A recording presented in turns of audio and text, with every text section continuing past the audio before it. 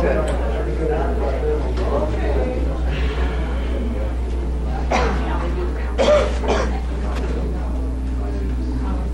Can you sit up here? Oh man, I can't sit. We're probably going to do a walk transmit. I think what I'm getting is we're going to be walking through. We're going to do full beam out with both of us.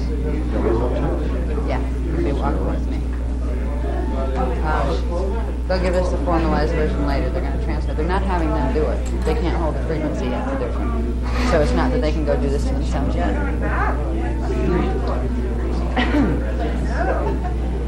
my whole system is vibrating. It's ridiculous. Okay, how are we doing? Is everybody back? I don't want to miss anybody because what we're going to do is I'm not going to stop the history, but I'm going to pick up after the history. Where do I have to go? You shouldn't get too much in front of the street. And stand in the corner? Yeah, because I have to be able to talk to the people on both sides of the room. Okay, what we're going to do, why we called a break was because I felt it coming. What that means is, when we're going to do activation work, like when we're doing Emerald Awakening and things like that. Now, the Emerald Awakening that we did yesterday, the Master's Kundalini Activation 1, this is something that people, even if they haven't worked with a lot, they can still generate enough frequency and they can hold it in the body to conduct the activations on themselves. They can, so the Emerald Awakening is something that we take you through where you do it with yourself. What I was told last night when I asked for the procedure for the Amethyst Awakening, that's the next level up, the second one. The Amethyst Awakening, we have never done these in this time frame before. We've done them many times in other time systems, in other incarnations, but... Excuse me. I don't care. Yeah, it's fine. That's fine. Okay. But the Amethyst Awakening, they told me, it will take a while working with the Maharic seal to bring enough of the Maharata frequency through you before you'll be able to actually make it happen yourself. There will be a written procedure, but what they said for the people who want the Amethyst Awakening this time, that we'll do, now it's called indirect transmission, which it means people who have had the activations going for a long time that can hold that frequency will be beamed through. There's two ways to do transmission. Like as a Melchizedek minister, you can do it through the hands for individual, or you can do it if your body can hold it through the chakra system, where they literally beam the frequency out into the room. When we do these, the full room ones, we always say if there's anybody that doesn't want to participate in it right now, would you just you could stand outside the door for 5 minutes. It will only take about 5 minutes for the transmission, but we just don't, if you don't want the frequency, then, we don't take it personally, that's your choice. What we're going to have to do with this one, because we could take you through the motions, but it's not going to work to have you do it yourself yet, because you need to hold more frequency. They're going to have both Michael and I can't hold it myself either. It's going to take two of us to run it. God bless Michael. They've been working with him for a while. He's gone through one of the most rapid accelerated DNA activation programs I've ever seen anybody go through. And I went through one of those too, so I can sympathize, because it's not easy when it's, real fast. Like, okay, you got 6 months to get activated where you can transmit. Good luck. That's when you get body aches and all sorts of really wild stuff happening. But what they had said for today, for the people who want the Amethyst Awakening, and we're going to do it before we get back to the history, simply because some people have to leave early. So we want to make sure that they have the ability to have that. That's why we're going to go from this, we're going to be in the present again, get into discussing round tables, because they're the solutions. It'll probably take about 45 minutes to get this many people broken down into groups of 12 and get the thing activated. We have an hour and a half tops before we have to leave. What I want to do is we'll go from the Amethyst Awakening into how we would run the round tables. Okay, you have the information in the chart packs, and I'll show you what parts of the information you would go to. Basically, the tribal shield activation is the key. That's what gets the frequencies running, and then we'll discuss how the round tables work within that context, and what the main stand is, or the posturing that a group of people would use to run a round table. There will be more published on this. We've just been given this in the last 3 to 4 weeks. This information is this new as far as the technical things on running the round tables. So there will be more available. There's more to come. But what I hope is that when you leave here, first of all, you have the activations you need to be able to run enough frequency to lead a round table group and to help other people have the activations. There will be the text. Do we have the text available yet on the Amethyst or the Emerald Awakening? where they can do it to others? Yes. Okay. We can ship it to people. We don't have copies of that right now. Okay.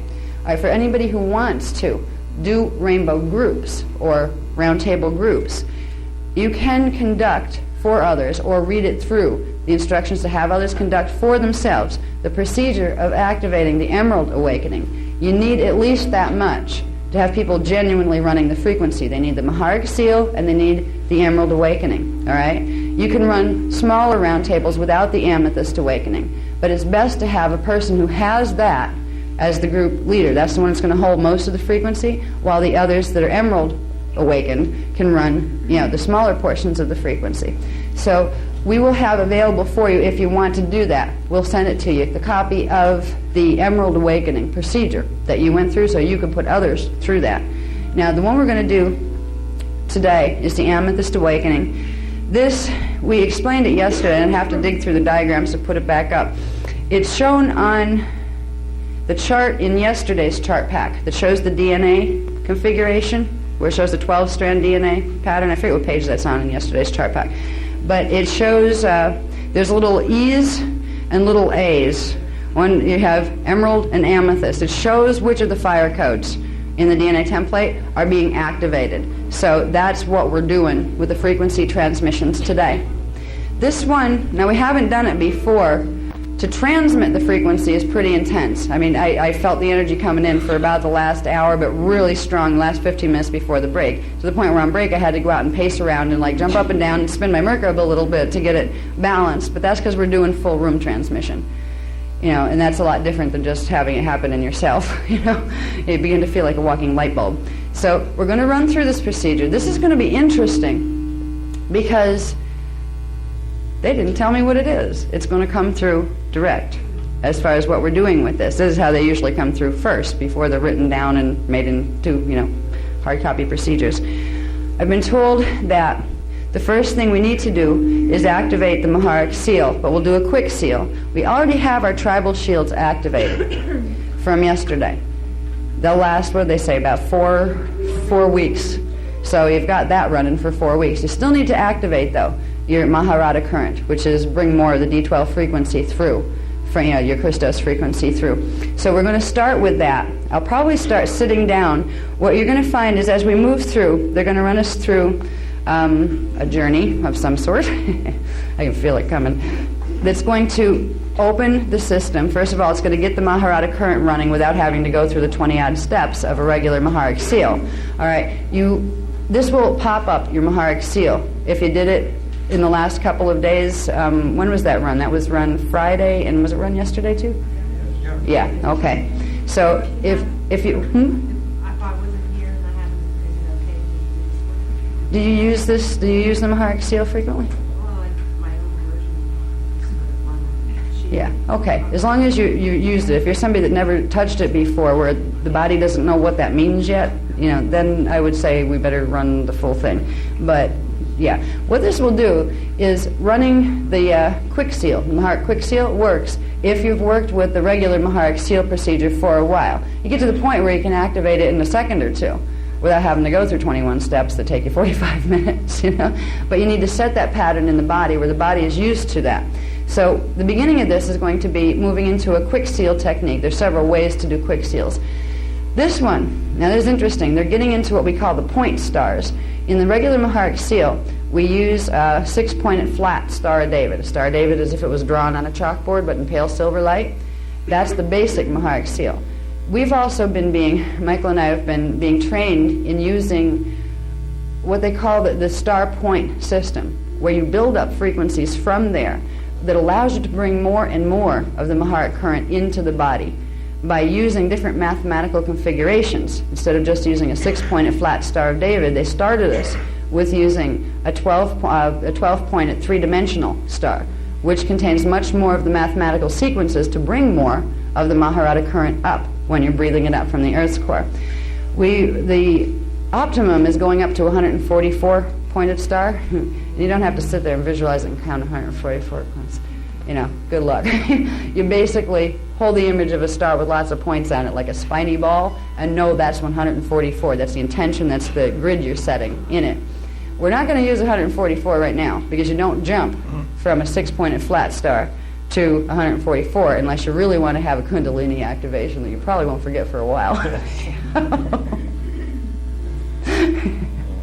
Yeah, if you're more adventurous, you might try it and see what it would mean. Don't jump from 96 to 144 either. Some people have tried that. So what we'll do is, they're telling me, because the people have been in the room here, that they said the people that are in the room here, between the work that they've been doing in their own lives with themselves and the fact that they've been saturated in frequency since Friday by being in these rooms. They were transmitting yesterday just to boost the fields, and I felt that, when it was coming through, that there's a safe limit. They're not going to take you into a configuration, a mathematical configuration that's going to bring so much up you're going to hurt yourself. But they need to be able to bring up enough that you can run the Amethyst Awakening currents, because basically what it's going to do, it's going to bring currents from chakra and strand and crystal seal in the body, number 7, number 10, and number 12, which is more of the one below your feet. The one you have to activate, chakra 12, is where you activate to activate the Maharic seal. So it's going to bring in a set of frequencies that need the Maharic current, more of the Maharic current to ride on. The Maharic current, the D12 frequency, is like a carrier wave. All right, you can't run any of the higher dimensional currents in their full spectrum without running it on a D12 subharmonic, which is what you get when you use the Maharic seal. So this is why with any of the energy work we do, we always say do your Maharic seal first, not only because it's how to protect yourself, but because you're not going to be able to pull enough of the frequency that you're aiming for to do what you're trying to do if you don't run the carrier wave for it first. So they're going to get the Maharic seal up, and we're going to use a what? Okay. 24-point three-dimensional star. Okay. Normally you would take a person from 6 to 12 to 24 to 36 in increments of 12 points. But they're saying this group, it won't cause any problems and it'll generate enough frequency to run it, to run the Amethyst, with a 24-point three-dimensional star. You can play with this at home, carefully, and see the difference. Play with it. Try one day with the 6-point and try to feel how much energy you feel coming in. Then try it for a couple days.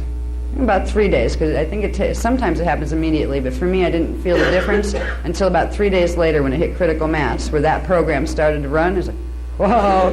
I felt like the pillar that comes up, the silver cord, went from about this big to about this big. I felt like I was standing in the middle of it. It was really interesting. So, yeah. All right, so we're going to start with that. The image we're going to use is the 24-pointed three-dimensional star. When everybody kind of gets in their seats and gets comfortable. Thank you. And from there, it's going to move through as how it's being moved through me. I'm basically going to let it come through. Right now, there are a number of them with us, actually. They're the Brennau. Okay. These are the Brennau Rishi, the ones from Density 5. When they project down in to hold a field, it's called holding a field, they'll project a portion of their consciousness down in to this dimensional frequency to hold like a periphery in a room, to set an energy field that can hold the higher vibration. And it also shelters it from any disharmonic vibration that might be below or above or outside of the room. There's a good dozen of them in here. If anybody can see, is used to using the high sight, try to close your eyes for a second and see what's standing around the room. They all kind of look the same, and the way I see them when they appear is they kind of have elongated heads, and they almost look like ghost forms in white robes with kind of pointy hoods, but it's actually their heads that are pointy if you took the hood off. And they have large gold slanty eyes. They don't exactly look like ETs, they look like ghosts with large eyes. But this is how the Brennau Rishi tend to manifest when they come in. That's a familiar image. Sometimes they look like folding sheets of light hanging in the air. We're almost like that ghost-like image. So they are with us at this point because they're going to help us run the frequencies here. Now, we'll start with visualizing the 24-pointed star. And we'll simply call it still the Hierophant, because it will be called the Hierophant as it was in, that's always the name that's used for that key symbol that you use to activate the Maharic shield. But when I say Hierophant, this time we're going to use 24-pointed, three-dimensional star. So imagine at the center of your brain, in your pineal gland, the Hierophant symbol is sitting there. This time, before we run the Hierophant down to activate the Maharic current, we're going to visualize a pale blue sphere of light around it. So you have your 24-pointed three-dimensional star Hierophant inside of a pale blue sphere of light. This pale blue sphere will help to run this program with a buffer on it. It's putting a buffer program in, which means it will make sure that if your body's not quite ready to handle that much frequency that would be generated by the 24-pointed star, that it will absorb it and hold it until your body is ready to transduce it, so you don't get more than your body can handle. If your body can handle it, it will just simply go through the blue sphere. So imagine the Hierophant inside of the pale blue sphere of light at the pineal gland. And inhale as if you're going up to grab it with the breath, and then exhale it down into Earth's core, straight down through your body into Earth's core. And try to hear a tone as if the Hierophant in the sphere hit the planetary Maharic shield, and hear a little kind of sound tone that emerges. If you can't hear it, it's all right. It does emerge, but you're sensitizing when you start to look for being aware of those kind of subtle changes. Now simply draw the Hierophant in the sphere with the inhale breath back up to 12 inches below your feet where the Maharic shield is stationed, and exhale outward and watch the pale silver sphere expand out to a large sphere and burst, filling your Maharic shield. Watch your shield pop out as a disc about 4 feet beneath your feet. And it's pale silver disc of light, but now it has the pale blue frequencies, also like a very light coating on top of it. So that's the buffer, so you'll only get as much frequency as your body can handle. Now put your attention back in the center of your Maharic shield, the center 12 inches below your feet. And you're going to use the inhale breath to draw up the 24-pointed star. You already have the buffer dispensed into the shield.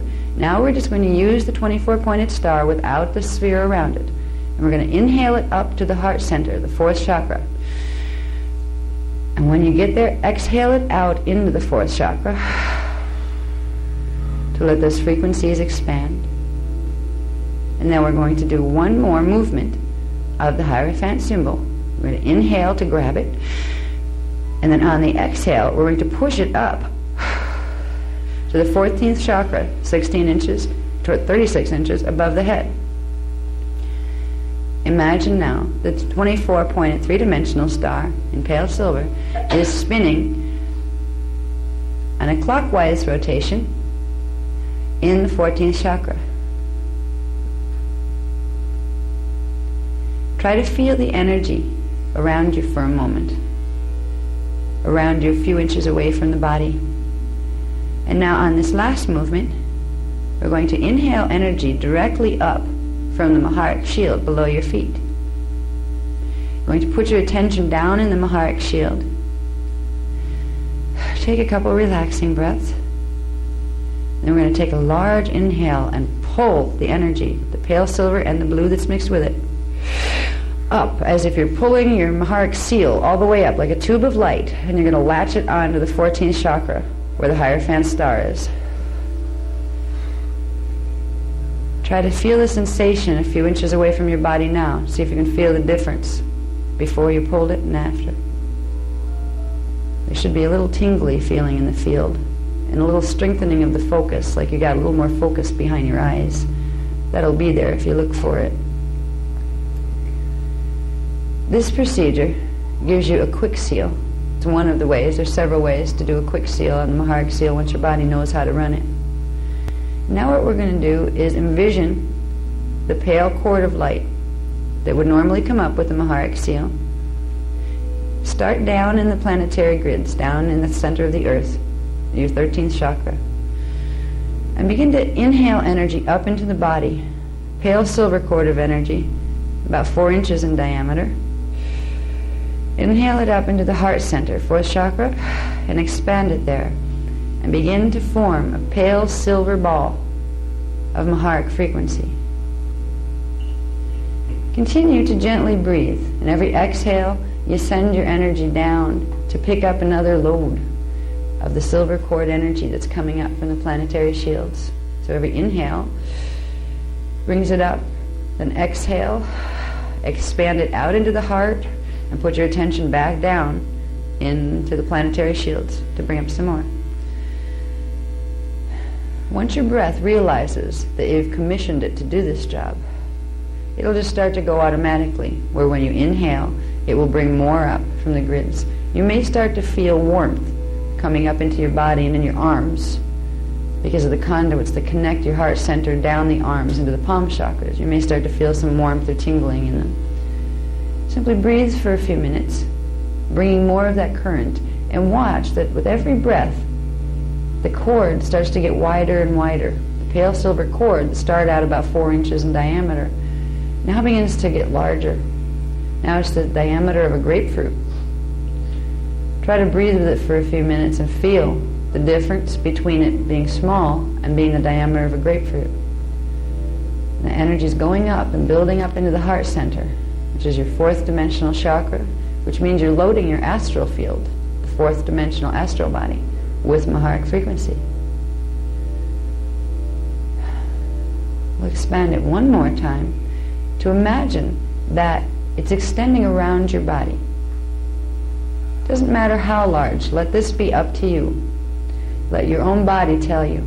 But make sure you begin to feel the cord expanding as if your feet are now standing inside of it and it's expanded around the diameter of your feet. As if it's a very tightly fit skin that's going to come up around the physical body. It's now on the outside of the body as well as running up to the inside, as if you are in the silver cord.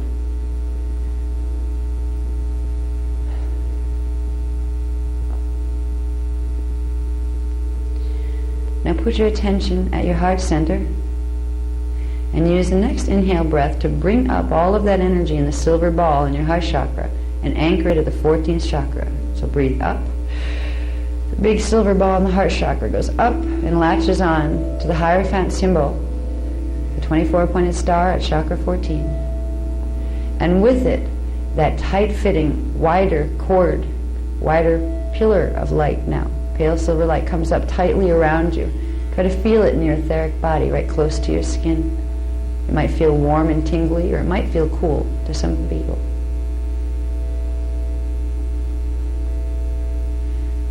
This is the amount of frequency that would be ideal to run. When I say to run the Maharata for doing planetary shields work, to run round tables, you can do it with less amounts than this, but you will set stronger Q zones and you will make stronger round tables if you can bring up the current to where the silver cord expands from a small one to where it expands around you and then tightly hugs your skin. Because that's putting it in a certain place. You're charging your whole astral field with the heart chakra. You're charging your antiparticle field with the etheric body being saturated in it. Try to imagine for a moment as this pale skin of light is now kind of squeezing you gently inside of its pillar, that it takes on the contours of your physical body, of your etheric body, as if now, all around you, there's a skin of pale silver light that emerges into the area about an inch away from the body. But every part of your body is beginning to take on this skin as if it's fitting, it's molding to your body. Try to feel the reality of the Maharic skin. Let's call it the Christos skin. Try to feel the peace that comes with it, because there's a consciousness to this frequency. It's part of your consciousness. It's a calm and peaceful and all-knowing part of your consciousness.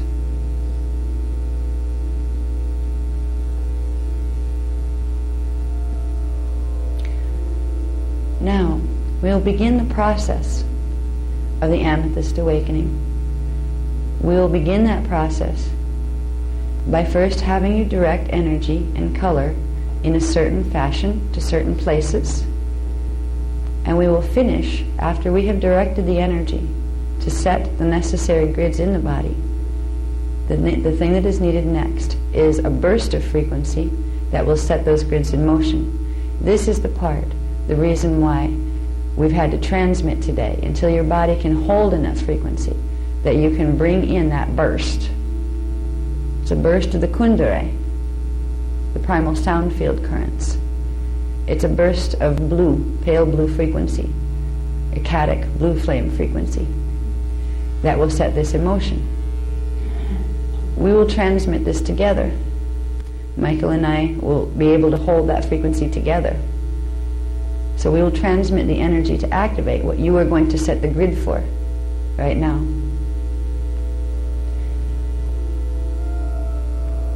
Now imagine at the center of your brain, you're inside, you're inside of your pale silver pillar skin. You have your star and your pillar anchored at 14th chakra. You have your Maharic shield template down below your feet.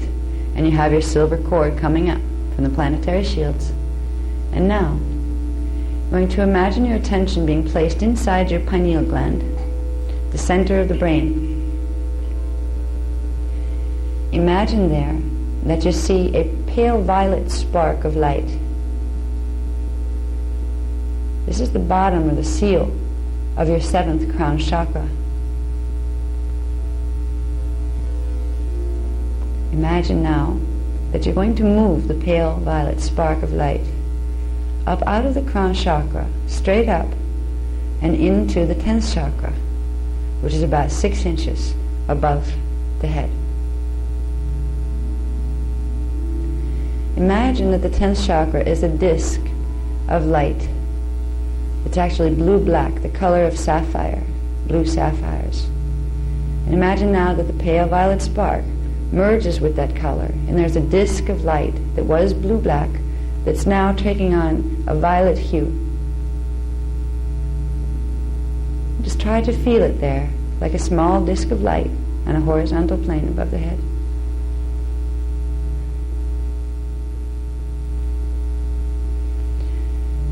And now we're simply going to breathe, and on the inhale breath, move the pale violet spark that now has blue moving in with it up further to the 14th chakra on the inhale, and combine it with the silver sphere and the 24-point Hierophant symbol. And then exhale it quickly down, back through the 10th chakra, back through the crown chakra, through the main vertical current, down out the feet, through the Maharic shield, down into the earth's core. When the spark hits the earth's core, and it hits the planetary Maharic shield, imagine now that in the planetary shield, a whole series of violet blue sparks go flying out through the planetary Maharic shield as if they're talking to each other. A communication, an electrical communication taking place. And as the planetary shields understand what is communicated, now notice that the current or the cord of pale silver light that is coming up from the planetary shields around you is actually now coming up with shades of pale violet and the sapphire blue color, running in streaks with the pale silver. Imagine it moving up slowly, the colors moving up, and when they hit your activated Maharic shield below your feet, notice that your Maharic shield now does the same thing that the Earth's did. Little blue and violet flashes running around in the pale silver Maharic shield, talking to each other, communicating the mathematical instructions of what to do with the body and the crystal seals and the chakras.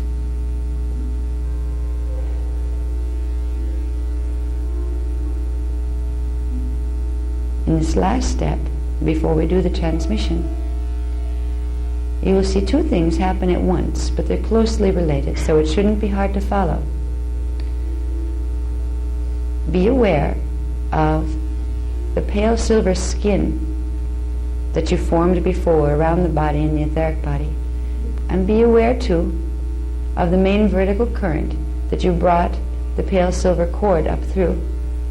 And at the same time, on the inside and on the outside, we're going to inhale upward and bring the pale silver and the violet and a sapphire blue from your heart shield simultaneously. And it may take a few breaths. Just every inhale will bring it up further. See the pale blue, or the sapphire blue and the pale violet moving up into the skin, the pale silver skin, turning it a pale sapphire violet blue color with a silver sheen, and inside also. Try to feel these frequencies as they slowly move up and turn your pale silver body into a pale silver violet sapphire body. The colors flicker through. Sometimes it's pale silver, sometimes it's sapphire blue, sometimes it's violet, sometimes they all blend into one and then separate again. Try to feel them move up. And when they get to the heart chakra, try to feel them expand out into the heart chakra.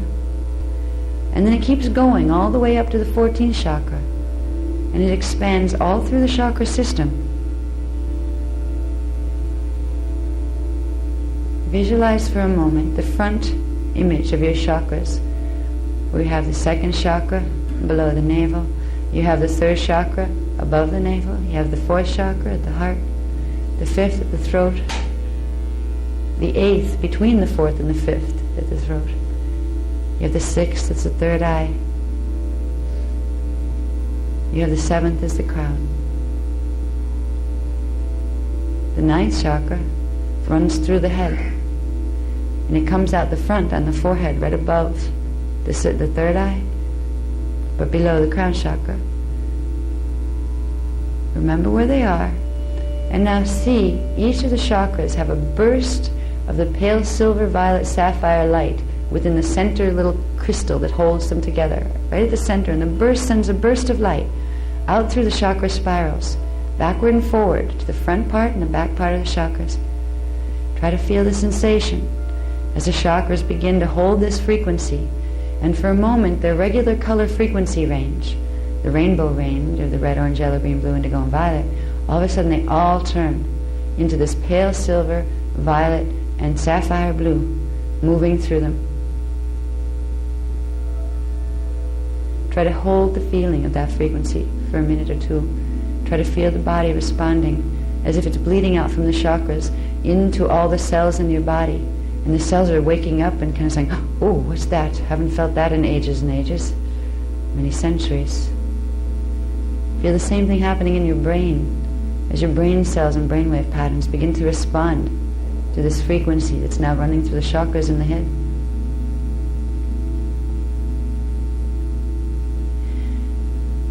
You've set the grid of the frequencies necessary to activate the fire codes 7, 10, and 12 in the DNA template.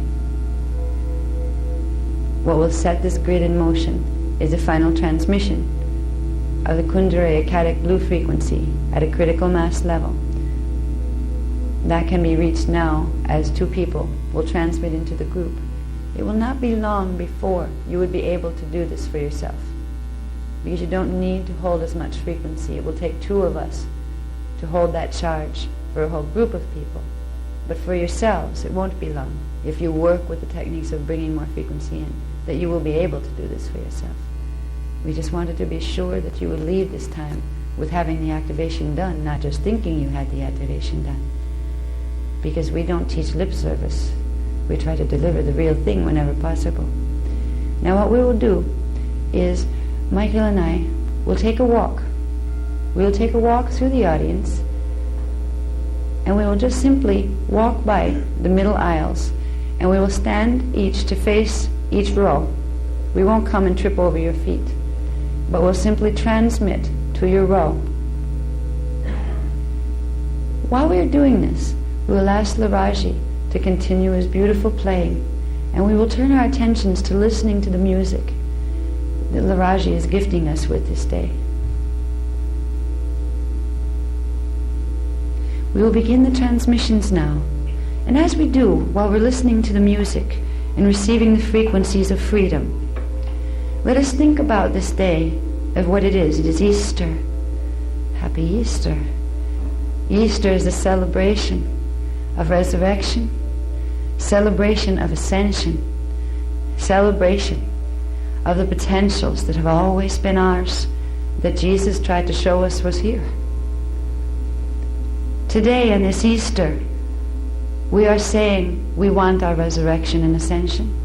So try to feel the reality of this day, of being a day when, just like in the Christ story, a dead man came out of the cave and went home to God, brought the body back to life, and reclaimed his eternity as a child of God. Try to feel as these transmissions are given that this is the reality of what is taking place.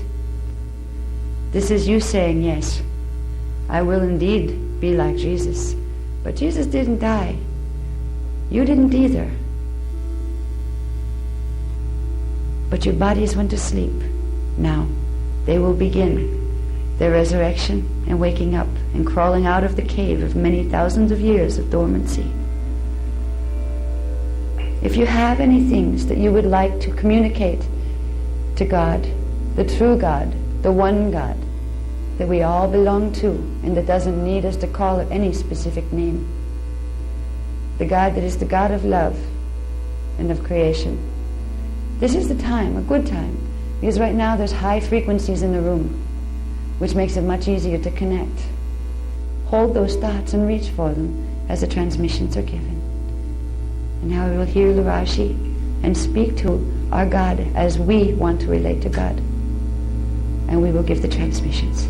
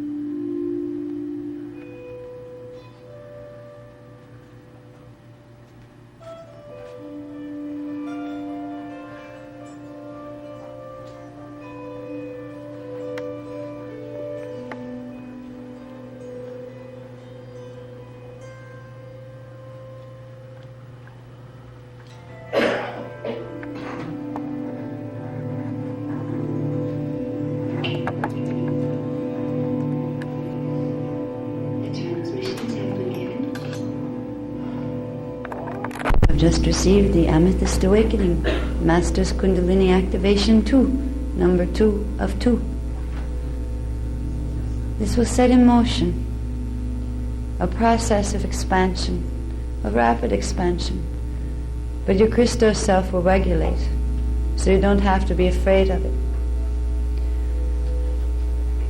There's so much to talk about, and very little time left to do it. Normally I would like to sit with you and let you be in this space and talk very quietly for half an hour and take you even further on some journeys. But if I do that, I won't get back to the things you came to learn as well. So I'll try to keep a moderate pace.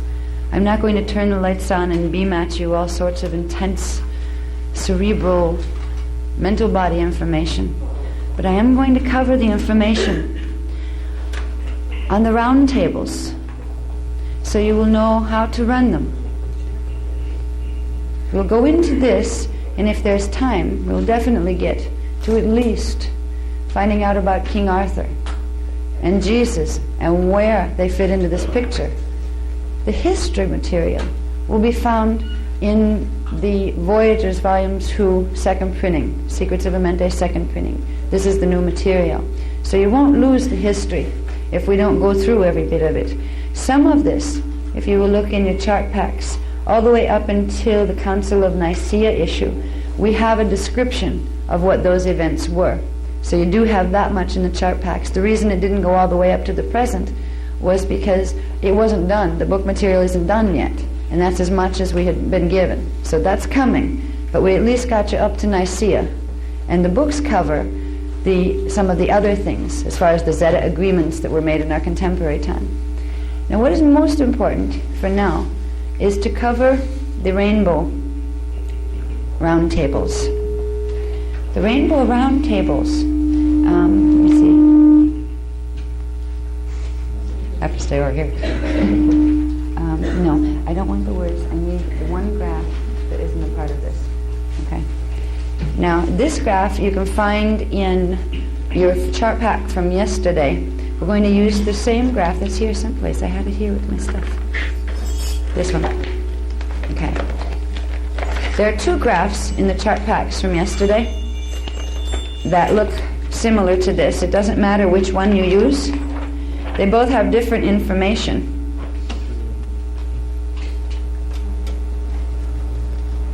Either one that looks like that has that configuration on it.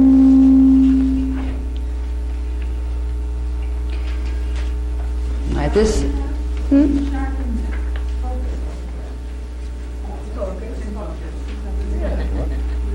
Looks good to me.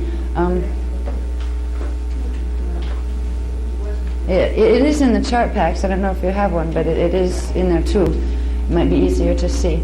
Now, this configuration is also the configuration of the primary stand, the signet stand, that's used when assembling groups. In the center, for a round table, you would have preferably 2 people stand in position 13, preferably the persons or person who has the strongest ability to hold frequency, which would be someone, let's say, if you had one person that had an amethyst awakening and the others had emerald, you would put the amethyst one in the center, 1 or 2. Ideally 2, a male and female, because it makes it easier to run the electrical and magnetic currents. The female body is specialized in running magnetic current, where the male body is specialized in running electrical current. So they make a very good counterbalance. If you can't, you just put whichever person you have in the middle, and they'll just run both sets of frequencies. Now, the positions around the inner circle, you see the 3, 6, 9, 4, 7, 10 positions. They would be a small circle around the inner 2 people. And then you would put 2, 3, 4, 5, 6, the outer 6.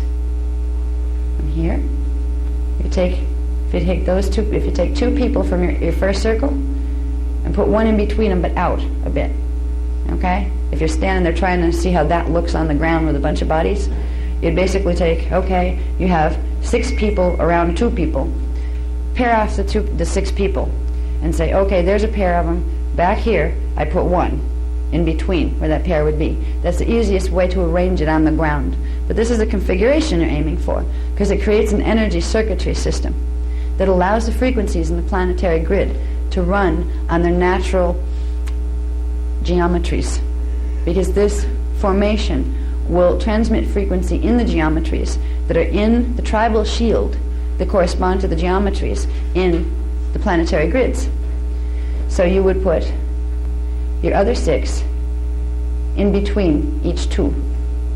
These 2 here, it would be preferable if you had either female and male, or female and male for either the ones that are on this indent part. Okay? It doesn't matter tremendously, but you get the energy working better if you balance the polarities that way. Because when you're positioning males and females, you're positioning polarities. One is a base magnetic and one is a base electrical current. They can both run both, but they have a specialization in the body fields. So you would simply create a stand. And first you start off just having them sit down in those positions. And when they're sitting down, you would first have them run the Maharic seal. If you're dealing with a group that hasn't done Maharic seal, you need to take them through the full 21 or whatever steps it is to do the temporary, or they'll harm themselves, because they'll be picking up stuff from other people, they'll be picking up stuff from the atmosphere around them that they don't want. So you take the time with a new group to run them through the Maharic seal. Then you would run them through a tribal shield activation. Now we did a round of that yesterday, and basically what it came down to is this, using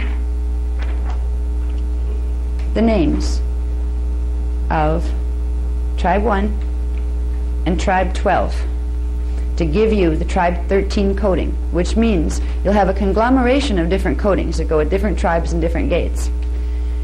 The place you will send those is called the Gruel point, because the Gruel point is the central control point for the planetary shields. That point will separate those frequencies and send them where they belong.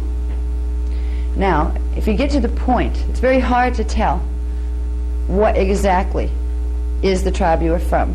We will get closer to this at a point where I get finished. It's not even finished translating yet, the full races and tribes chart, which takes the tribes and brings them up into contemporary race lines. For now, you can use Tribe 13, and that will work just as well. Now, one of the things you need to know when you're running them.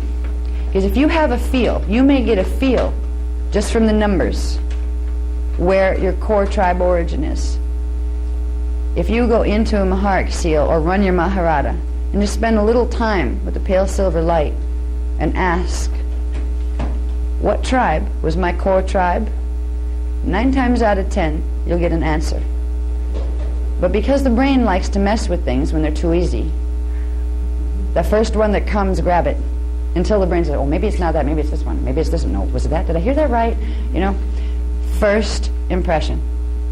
If you don't take the first one, if you hear a number and your brain goes, oh no, wait a minute, let me do this better. Okay, you just messed it up, okay? You'll mess it up from there. You won't get an accurate read because the logical mind likes to do this. It's not real sure of itself with this kind of stuff, so it has to be absolutely sure, so it tries to be oversure. That's when it usually messes up the direct stuff that's coming in that was right in the first place. Most of you will be able to get your tribe number this way. If not, in the book, by the time we get it done, we're finishing the translations on the races lists, which gives a basic orientation of the race lines that are common today and what their core tribe origins were. All right, so that's coming. But for now, you use tribe 13. You would use number 1 and number 12. And then you could also use, after you do that, it's good to set a Q zone that we talked about yesterday, where you took the suffixes, the master key suffixes at the end, you took 3, and you used them in a combination and a toning. The procedure for this, for setting a Q zone, is in the beginning of the second chart pack from today. It's this stuff. There's a sheet that explains what Q zones are and what they do, and I can get this off the paper. There's the instructions. Okay? So you would together have the group that's sitting in the positions, in those 12 positions, do this procedure. Get them going. Get them going with the setting a Q zone, which means you're anchoring part of Earth's D12 Shield of Era Matena Christos blueprint right there where you guys are standing. So you set a Q zone, a safe zone. Then at the end, here's an acceleration part where it tells you how to spin the Merkabahs very simply by having your group stand and spin the clockwise one to energize the electrical, and then gently stop and change the rotation to the other to get the magnetic, to kick that into gear, and have them spin for just a few minutes. This is how you do it. Or you can do it yourself if you're setting a Q site or Q zone. This is charging the area, and it's anchoring the Christos template in the area.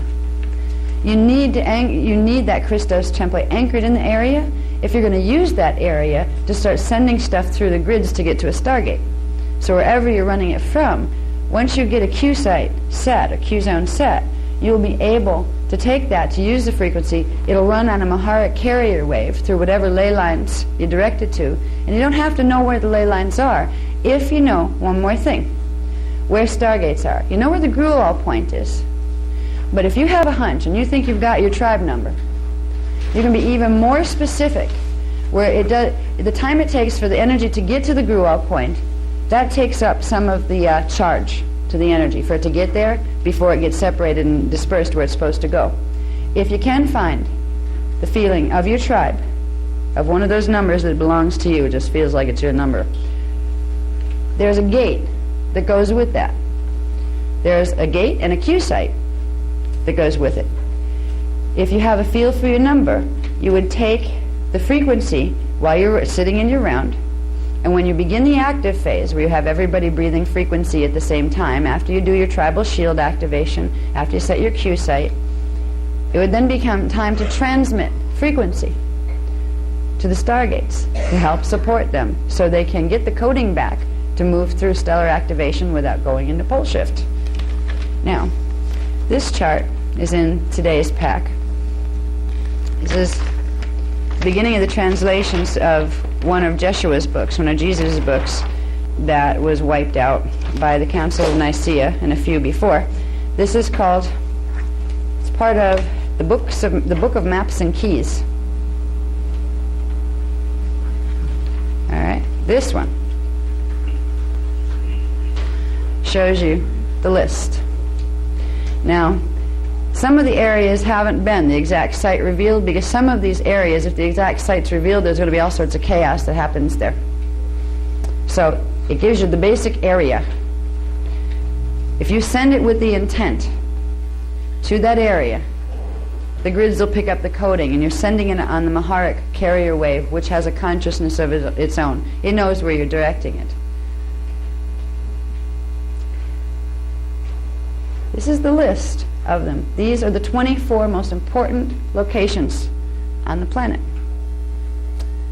They connect to these gates in the Universal Templar. So when you have, let's say, gate 6 open, that's the Sirius B Procyon gate.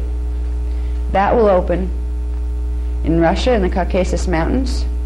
It will open through the triggering of its Q site that's in the Thar Desert in India. When that site opens, that gate becomes available to pass through, and that gate will take you there. There's also smaller conduits, so you can go other places from the gates, but the main gate is here.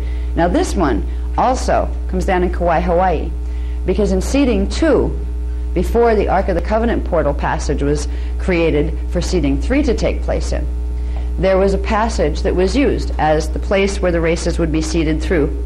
It was called the Halls of Amareya. It was from Sirius B, and it came down into the Q Site 12 area, which is the Kauai, Hawaii area. So there's actually an extra passage that runs down from Gate 6 into Kauai, Hawaii, as well as into Russia in the Caucasus Mountains. That works as a gate for that, even though it's a Q site for Gate 12. This could be very, very valuable, this information. This is the stuff they weren't releasing for a long time, because once people, especially if people are trying to do things that are nasty with the grids, these are the control sites. These are the reasons here, England and the Vale of Pusey, between Stonehenge and Avebury, that's where you have the Niberian dotted crystal grid that we have got to disengage, or it's not, none of it's going to work. And in the Irish Sea, there's an island in the Irish Sea that has the Q site for this. This is going to be part of the center of our activity. After we go to Kauai, Hawaii, to activate the Q site here, using the Halls of Amareya passage, Gate 6, that will trigger early activation of Q Site 12, which will send its frequency over through the grids, through the Cathara grid, to Massagor, France, southern France. That will begin to, normally it would pass back over to activation site, then into gate site. They'd weave their way, but it takes a while for that to happen. So what we need to do next is we're going to go to Ireland, and we're going to draw the D12 frequency in there, which will pull it from France up the grid lines to there, and then we're going to finish something they've been trying to finish for a long time. We're going to disengage the Niberian dotted crystal grid. This time, we've got to do it, because this time is the final conflict. If they get control of it this time, it's not going to be here to do it again.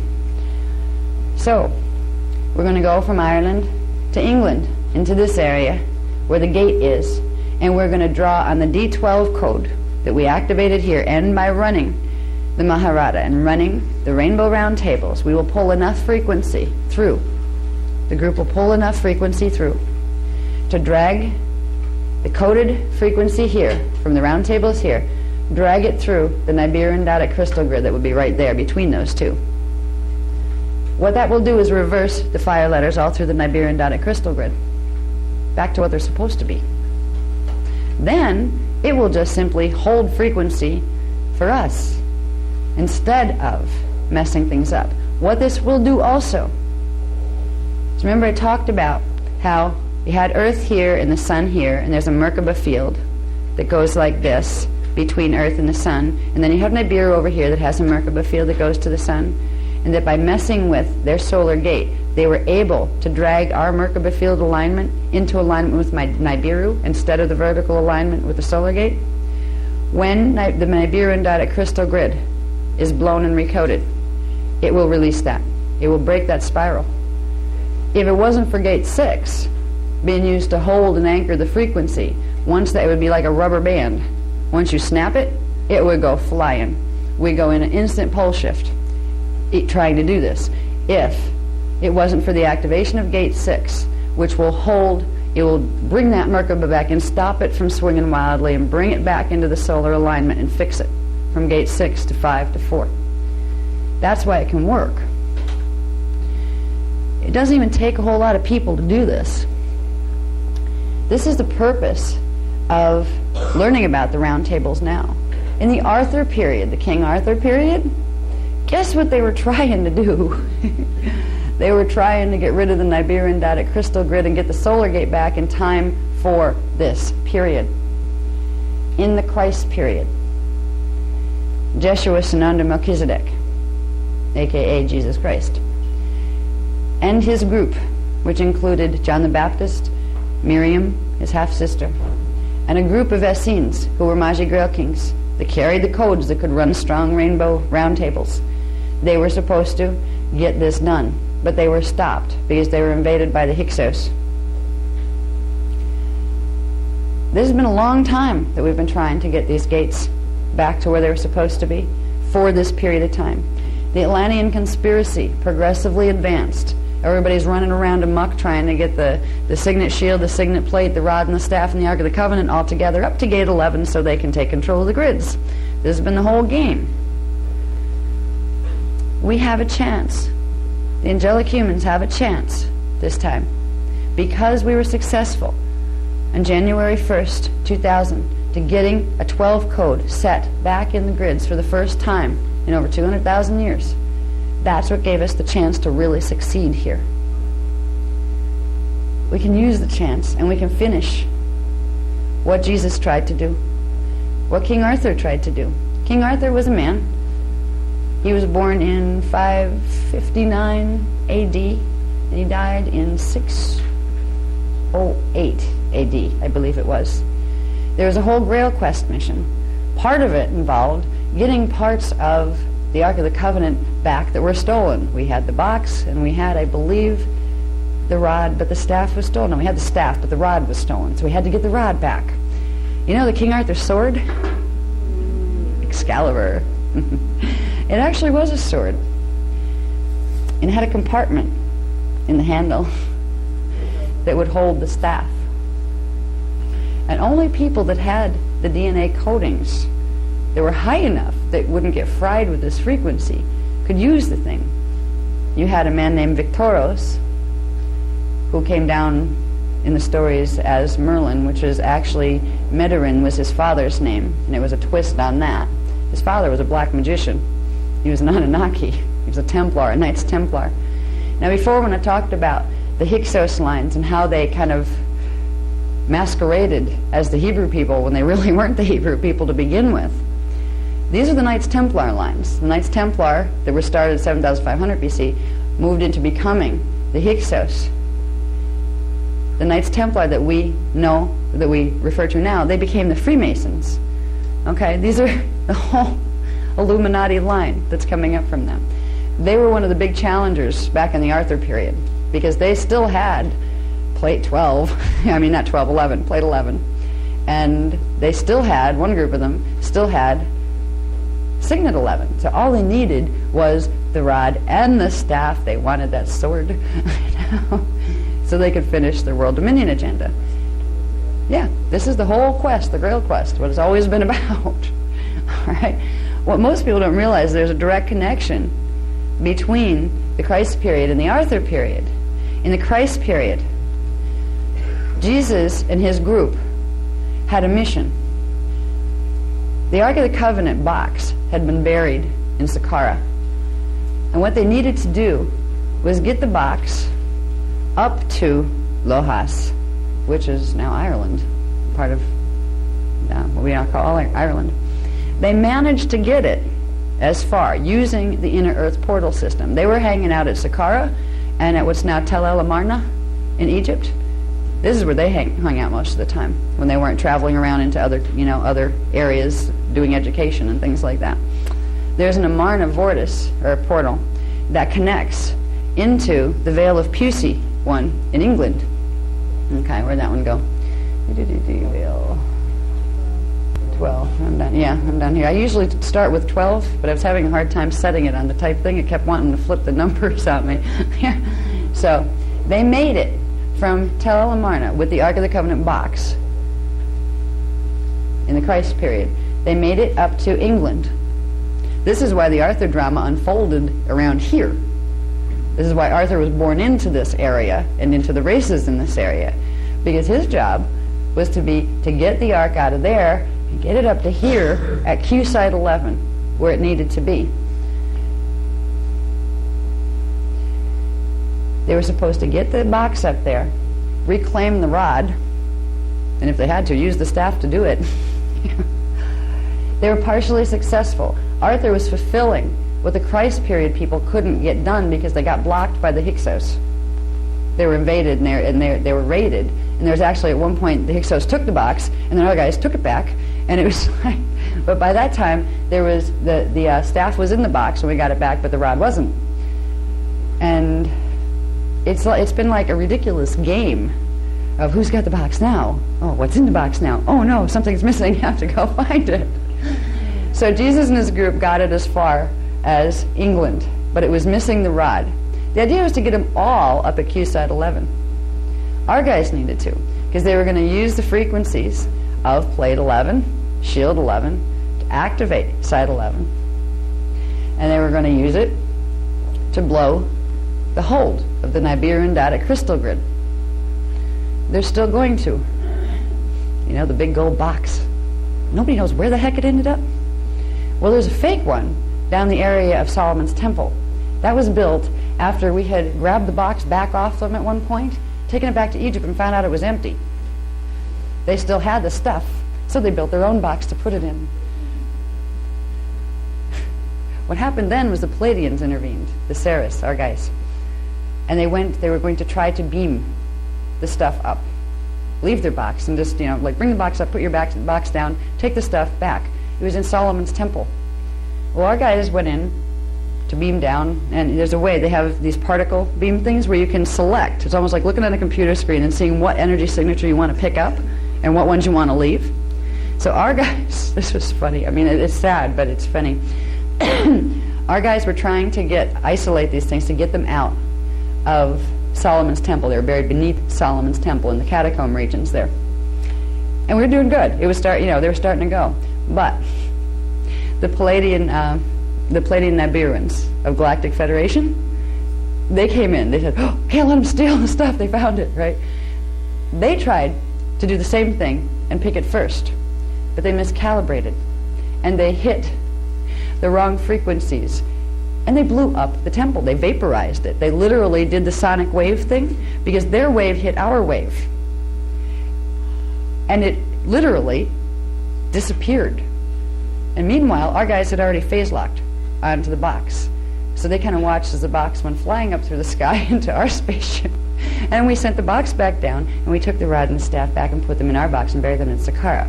So this is some of the stuff that's been going on that you find in the Bible as these stories, and a lot there, like Yahweh did a lot in those days. Everything was attributed to the hand of God in those days, like blowing up cities and wiping out peoples. God didn't do these things. God's not like that. But the Palladian Nibiruans are. And when they run around trying to convince you to call them God, well, you're going to end up with a lot of fighting and things. So anyway, the rod was reclaimed in the Arthur period. It was put back in the box with the staff when he was done using the staff. There are certain things that they were allowing us to use, and I say us because I had an incarnation in that period too. And usually the ones that I end up teaching about are ones that I've had incarnations in those time vectors. And it was interesting, we got the stuff back in the box. We didn't have... Okay. They're chasing us out. We have 5 minutes, I'm informed. I'm going to finish this. I'm going to finish this story. Anyway, so Arthur got the rod and the staff back in the box, got the box, and got it up to Ireland so it's in the right place, okay? He also got Shield 11. All was needed was activator plate 11. We got it November 1999 from a Freemason family that was ready to deal.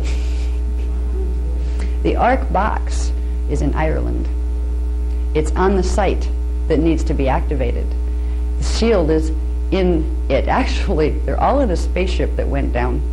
A small Zeta craft that had tried to come in and grab it and didn't make it and went down with it. They're in a craft underneath the Irish Sea, under our seal, where they can't get them now, and all we have to do is run the frequency through. It'll activate all of them, and we will be able to draw enough frequency to break the Niberian data crystal grid. This is what our trips to Kauai and Ireland and England are all about. It's a long story. How do you prevent all these others from doing what they did in the past this time? They're trying. They're trying. But the grids are on our side this time. It's a 12 code this time. We can put up protection barriers. We can make Q zones. Q zones are important. Yeah. We can win this round. They don't want us to. Nobody has it. It's buried where Arthur buried it. Yep. In the Irish Sea, actually. Yeah. That's where the go, the Irish Sea? Yep. That's where we're going to activate it from remote by hanging out over it and running a round table. Okay. What happens to the Ark after that? After what? After it's activated? Well, then it will transmit the frequencies. It will allow us to draw frequency from gate 11, which shouldn't be opening until, I think gate 11 was supposed to open in 2017. So you can early activate it to draw enough frequency to then drag that frequency down through the other gates to blow the Niberian data crystal grid. There's absolutely no other peaceful way to do this, right? No, there isn't.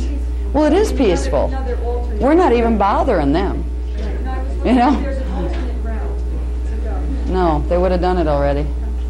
Well, I thank you, and I wish we could talk some more, but they're going to lock the doors. I hope you enjoyed this. It was awfully nice to be able to share it with you. I was so excited when the new stuff came through. It was like, oh my God. You know? Is it possible for people still there to arrange